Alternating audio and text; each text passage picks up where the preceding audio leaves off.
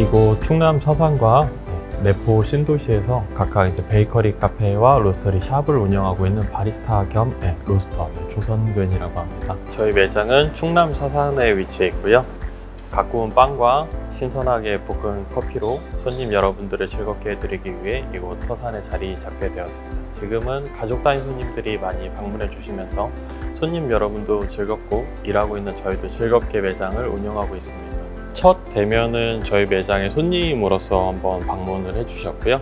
그리고 이제 코로나 시국에 저희가 어려움에 처했을 때 그 신용보증기금과 신용보증재단에 대해서 이제 검색해서 알게 됐고요. 이제 좀 도움을 받기 위해서 찾아갔었습니다.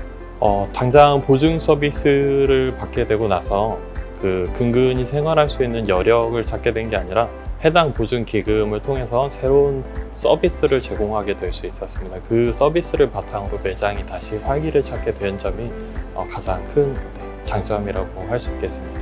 이 역시 이제 신용보증재단의 기금 서비스를 바탕으로 그 해당 서비스를 통해서 또 새로운 제품과 아이템을 개발하고 그것으로 인해서 이제 다시 손님 여러분들께 즐거움을 드릴 수 있게 되면서 같이 어려움을 극복했던 것 같습니다.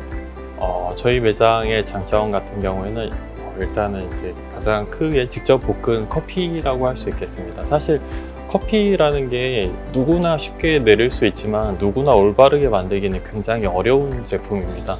그 예전 같은 경우에는 이제 커피가 이제 로스팅이 대중화되지 않았을 경우에는 그 소수의 생산자만이 커피를 생산할 수 있는 독점권을 가지고 있었던 반면에 지금 코로나 시국에 요걸 이제 넘어가면서 로스팅이 좀 많이 대중화가 됐습니다, 사실. 그래서 요새는 로스팅을 한다는 것 자체가 그 매장을 PR하는 데 큰 매력이 될 수는 없어요.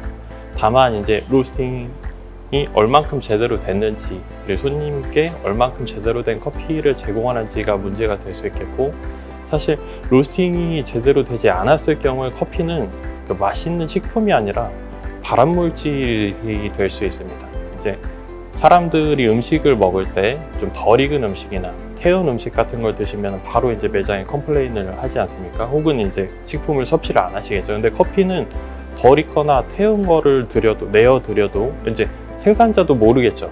본인이 이게 덜 익었는지도 모르고 태웠는지도 모르고 이제 손님께 제공을 해드리는 겁니다. 손님 역시도 이에 대해 무지하게 음식을 섭취하시게 되면은 좀 안 좋은 영향을 미칠 수가 있습니다. 좀 바르게 로스팅한 커피를 제공해 드린다는 것이 제 신념이고 철학입니다. 사실 이게 시국에 따라 바뀌는 것 같은데 요즘 시국에서는 뭐 저라고 뭐 별 대단한 게 없는 것 같습니다. 생존이 가장 큰 목표가 될 수 있겠고요. 불과 작년이나 재작년 같은 경우에는 매장을 좀 더 많이 늘릴 계획을 가지고 있었는데 갑작스럽게 모두에게 어려운 이런 시기가 찾아오면서 지금은 저 역시 제 자리를 굳건히 지킬 수 있게 바라고 있습니다.